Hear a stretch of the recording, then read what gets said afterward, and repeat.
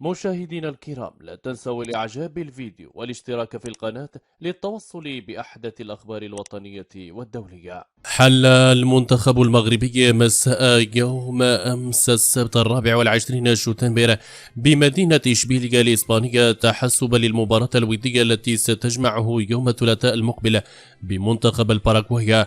وحسب مصدر مطلع فطائرة المنتخب الوطني المغربي اضطرت للعودة إلى مدينة طنجة قبل مواصلة الرحلة صوب مدينة إشبيلية الإسبانية.